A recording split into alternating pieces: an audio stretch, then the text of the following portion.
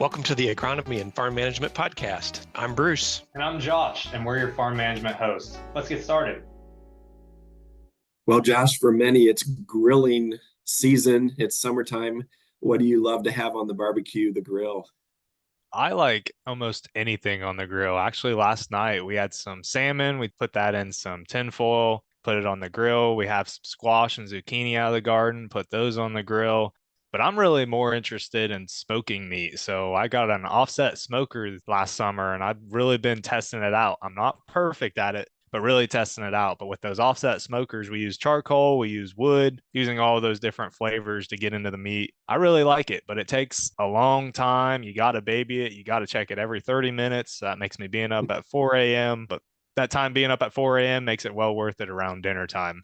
What about you, Bruce? What do you like on the grill during the summertime? Boy, you're making me hungry just thinking about that side smoker there. But I love everything from pizza to hamburgers to my favorite from our farm is lamb on the grill. We love to have lamb chops, and instead of a lamb roast, we have stew meat, which is 1 inch chunks of lamb. The lamb chunks are from the shoulder or other parts of the lamb, and we just cube that up almost like a kebab, just sear it, and it's just so delicious, seasoned on the grill. I love vegetables on the grill as well.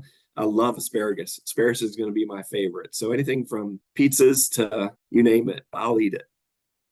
Well, Josh, our guest today, we have Eric Reeker. Eric Reeker is an associate professor with Ohio State University. Eric is a colleague of mine and all of us in Extension. Eric is a field specialist in farm management and has done some recent work in on-farm storage and the economics of it. And so there's no better time than now to have this discussion about some on-farm storage as we get closer to our traditional fall harvest coming up. Well, good morning, Josh and Bruce. Thanks for having me. It is a nice time to talk about it. It seems like here in Ohio, the corn crop is at varying stages and at perhaps varying quality levels, but the next thing you know, it'll be fall harvest and guys will be thinking about collecting the crop and putting it in the bin or delivering to commercial storage. So, Eric, in Jackson County, a lot of our producers, they don't really have much storage. A lot of it's just comes straight out of the field, straight to the elevator. Has there been a renewed interest in farm storage, and what might some of the factors be here in Ohio? That's a really good question, Josh, and perhaps the reason for some of the work this past winter. I would quantify it to maybe 2 or 3 reasons why there has. Yes, there has been a renewed interest in on-farm storage. I think before I get into those reasons, I think farmers, if they're able to pay for that capital investment, many farmers often find that they like having their own storage and it gives them some marketing flexibility.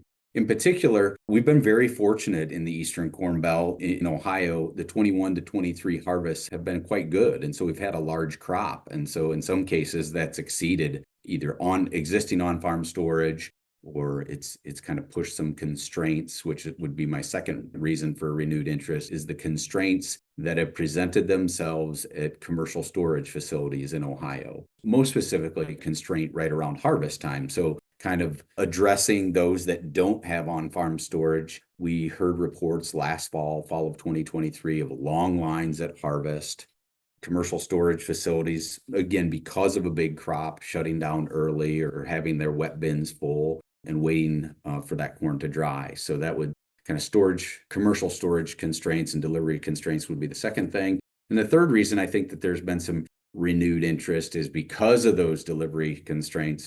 We saw monthly commercial storage charges in the state of Ohio, I think across the state, not just in any one particular region, but we've seen those commercial storage charges go up quite a bit, in some cases in that 12 to 15 cents a month, where they're normally down around that 5 to 7 to 8 cents a month for corn. And most of our discussion today, I think, is right around corn, right? We probably won't spend much time on beans, but it'll just help us stay focused. So, Eric, the on-farm storage facilities have costs and they have benefits, of course. Let's go through some of those benefits. What are the potential grain marketing benefits that producers might experience? Well, I think when you think about traditional grain marketing benefits of on-farm storage, farmers quickly think of, well, there should be some market carry, so our futures price improvement from harvest. That's when we just have a pile of corn in the market, ready to come to market, corn in the field, corn on semis coming in. So that time between the new crop delivery point, November, December, all the way till March, May, and perhaps even the July contract, we would expect there to be some futures carry, some market carry. The second benefit, pricing wise, on grain marketing to having on-farm storage would be that basis improvement. So the two key areas, market carry, basis improvement. Generally, as end users begin to chew away or chip away at their stored corn, beans in some cases, they're going to be willing to improve their basis from what it was in the fall, right? They don't need it as much as they did, or they need it more than they did in the fall. And so the basis and market carry are two general areas. When I speak with our colleague, Sinky Lee, who kind of helped analyze some of the futures spreads for me, in each of the last 3 years, the corn futures spread between the fall or new crop contract and say a May contract has been anywhere from 20 to 40 cents. And I'm going to say, maybe conservatively in a back of the envelope calculation, you'll hear me say closer to 15 cents. So market carry has been 15 to 20 cents is a soft number that we'll use, but year over year, certainly some futures improvement. Basis does a very similar thing. If you search, I live in Northwest Ohio, and so if you can search those basis numbers from harvest until, again, maybe that May contract or March contract, they improve in the neighborhood of 15 to 20 cents over the course of those 6 months that a farmer might store. So those are kind of the traditional benefits that we see from having on-farm storage. So Eric, farmers often love avoiding the out-of-pocket cost of commercial storage. How does one balance paying for that commercial storage or the I can do it cheaper mindset? That's a really good question, and perhaps the reason for doing some of this work in the winter of 2024. The first question I would ask to a farmer that has that mindset is, can you do it cheaper with your own on-farm storage? And when are you kind of distributing that investment cost? What's your window that you're distributing that investment cost over? Is it short-term, like 5 years, or are you looking at a 25-year horizon? And we know grain bins, have a life significantly longer than 25 years if they're taken care of. So those out-of-pocket costs, right, that we get at commercial storage are going to come in the form of potentially in some years a drop charge. Can we avoid a drop charge? They're going to come in the form of you're going to pay the commercial elevator for commercial drying unless your grain is harvested out of the field in that 15 to 17% or at the standard moisture. And then also the storage costs. Maybe you don't have it forwarded or hedged for a new crop delivery, and so you have to pay some storage. Is that value? Can you beat that value as a farmer having your own on-farm storage? And I think that's a real question that farmers struggle with. And I'm not sure as those out-of-pocket costs are the exclusive costs that a farmer ought to analyze in today's on-farm storage scenario. Those traditional things of market carry and basis improvement and avoiding those costs that are quote unquote out of pocket. We might not see them, right? But those costs come out of our corn check. And so are there ways to dry cheaper? And I think that's a real big question. We see it in our custom farm rate survey as only maybe a penny or two more at the commercial elevator. And if you're part of a co-op system, you may get some of that drying expense back in the form of patronage. So I think every scenario is different. The classic extension response is for every farmer, it depends. And so that's kind of what led me to being interested in looking at this on-farm storage analysis just a little bit closer. So I don't know, did that answer your question, Josh? Did I say the right things? Oh yeah, I think you hit it right on the head. Well, and I think it leads right into those other benefits that you were dabbling very close to, Eric. The other benefits that really might appeal to the farmer. And that could be harvest efficiency and save on trucking at harvest. And so if it's on the farm, that may be different than us maybe delivering a distance to a commercial elevator. So can you walk us through some of those benefits that are not really out of pocket, but they're benefits that really make maybe the farmer more comfortable and efficient at harvest time? Yeah, absolutely. Those two or three things that you mentioned are really valuable. It's hard to put a number on them, but those are additional benefits, right? And those being how much faster can you harvest, or what's your efficiency improvement? What is it reduce your trucking expense or your trucking distance at harvest? And then, if you're able to store until a better contract month or different delivery points further away, what delivery flexibility do you have? So to that end, and kind of using those additional intangible, I mean, you can monetize them, but intangible kind of benefits. Bruce, when I speak to audiences, sometimes as extension educators, extension professionals, we can be professionally inquisitive. So I do this little activity, and I did this in the winter, where we asked the farmers that were sitting in these 2 or 3 sessions on grain storage economics, ask them a couple questions. And the first question was, what is your perceived benefit of having on-farm storage? Like, let's monetize that. Like, just throw out I'll say a subjective number. What increased value do you put on-farm storage? And so over the 3 meetings that I spoke at this past winter of 24, we had responses from a number of farmers ranging from 30 cents to $1 per bushel.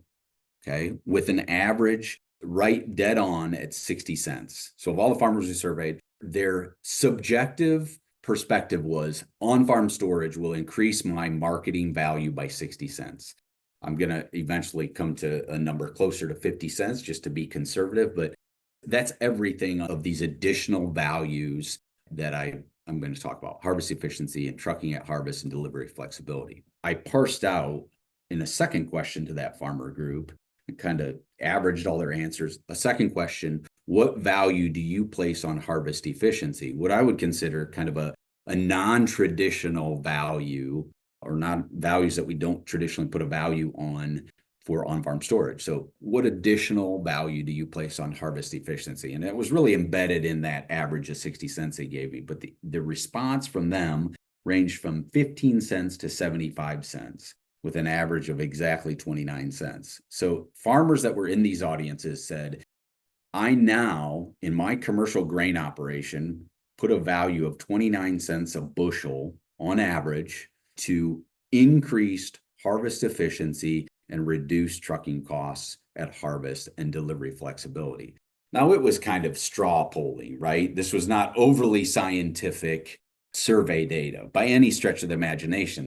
This is extension education meetings where we were trying to get to practical numbers. So when you think about how much time you spend in line in trucking, if you're going to the most local delivery point and you're waiting in line for an hour or 2 hours, that slows down your harvest efficiency. If you're able to keep running after 6 o'clock when the grain elevator closes, especially for farmers who work off farm, those 5 p.m. to 11 p.m., assuming you're safe, those hours in the evening, those second shift hours are pretty valuable. And so can you keep running and increase your harvest efficiency? And the last point, that we've mentioned a couple of times is the delivery flexibility. We surveyed the same group of farmers and said, what's the average miles to deliver to your existing grain setup? And the average answer there was 7 miles. From the average field back to their grain setup was 7 miles. When you ask a question and frame it a little bit differently to that group of farmers, and you say, if you were given the option of delivering anywhere in the spring or summer, what's the distance to the best priced delivery point? And the average range was 20 to 30 miles with an average of 23 miles. So the average farmer would go further, almost 3 times further than their local elevator to get a better price. So that's what I mean with increased delivery flexibility in the off season. It's the summer of 2024 right now. I want to make that clear for anybody that's listening, if they're listening to it on a different year. Walk us through some of the numbers for a new dry storage bin. Absolutely, Josh. Again, part of this work in the winter of 2024 was we asked a few farmers and said, what's dry bin size would you consider putting up in today's environment? And we just chose a 70,000 bushel bin. And so I took the time to get a very detailed quote from 3 major manufacturers of bins in the country. And so I'm going to call this the case study, the 70,000 bushel dry bin case study. And so just for context, for those of you who are listening, who are saying, what are some of the details? So when we spoke with 3 manufacturers and installers, so there's our installer fee, but we're talking about an approximately 48-foot diameter bin, 12 or 13 rings, depending on who the manufacturer is, to get us to that 65, 70,000 bushels. So I'm going to try and quantify it on a per bushel basis, but that included a full aeration floor, that included 210 horsepower centrifugal fans, the low speed, low noise. That included concrete and labor for the concrete, which we kind of budgeted on this floor is $19,000 to $20,000. This included a 10-inch power sweep with 10-inch unloads and motors. This included a safety bin and roof stairs with a safety cage. We want you to be safe if you put up a new bin. It included the standard grain spreader that came with each manufacturer, and it included about a 45 or 50-foot downspout from a pre-existing leg. What it didn't include when we did this case study is it didn't include the electric from a power source. It also didn't include basic or advanced grain monitoring. So back up, it included the bin, the concrete, the material handling, everything except electrical and grain monitoring is what our case study included. And so it was kind of a fun exercise talking with these companies and getting beyond detailed quotes. And it's amazing. It's like building a house, right? Have you guys ever built a house? There's like 4,000 decisions. Today there's 4 and tomorrow there's 40 more. So lots of decisions related, and you can see it in the quote. So when we got the quotes back, and I will say, as I was at Commodity Classic in March, I asked for, I'll call them on the spot quotes. So I got 6 total quotes. 3 of them were on the spot or more superficial, less detail, and 3 of them were very detailed. Of our detailed quotes, on a cost per bushel basis, they range from $2.56 a bushel to $3.15 a bushel. So when I averaged our case study, I essentially used $2.80. So go back and we just repeat our case study: 70,000 bushel bin, concrete, grain handling, everything except electrical and monitoring for this 70,000 bushel bin costs $2.80 a bushel. I think that's a number that is worth throwing around. And that the disclaimer here is this is a 2024 bin. When I was quoting it, you couldn't get it built in 2024. You were on the list for 2025, but those were, if those, the down payment and those things were paid in 24, you had those prices locked in for a 2025 build. Now, I think some of that has softened. Interest rates have helped that just a little bit. So that's a long answer to your question, Josh. Those are some of the numbers. So let's use $2.80 as a cash outlay for building a new bin. Probably add a little bit more to get the electric in. So, Eric, how would you help a farmer calculate a repayment period for that on-farm dry grain storage facility? Well, just the bin. Yeah, so the dry bin, how would I help them calculate that repayment period? That's a great question. I go back to some of the things that we talked about earlier in the benefits. Okay, so I'm going to put a cents per bushel on 4 benefits. And I realize we're podcasting here, so I don't assume, maybe everybody takes notes on your podcast and writes these numbers down. I don't know. But in futures carry, I spoke conservatively about 15-cent futures carry. In basis improvement, I talked about 15 cents improvement in basis. So 15 plus 15. Very conservative number. Improved harvest efficiency, 10 cents a bushel. And the last category is delivery flexibility, that opportunity to take it to a different end user who's maybe paying more, has a better combined basis, but some delivery flexibility, 10 cents. So I add up 15 plus 15 plus 10 plus 10. I'm going to use the number 50 cents per bushel gain from on-farm storage. That's my back of the envelope calculation, 50 cents a bushel per year. And if you recall from my farmer surveys, again, very subjective farmer surveys, they use the number 60 cents on average. So we're close. I'm going to use a 50-cent conservative number. It's also convenient that it's very round. And that doesn't include taxes or drying or spreads or things like that. So when you look at that 50 cents per year and you go back on that $2.80, well, that looks, like, shoot, you can do that in under 6 years. But what's the number one thing we're forgetting, Bruce? Less than 6 years if you can pay Cash. if you can pay cash.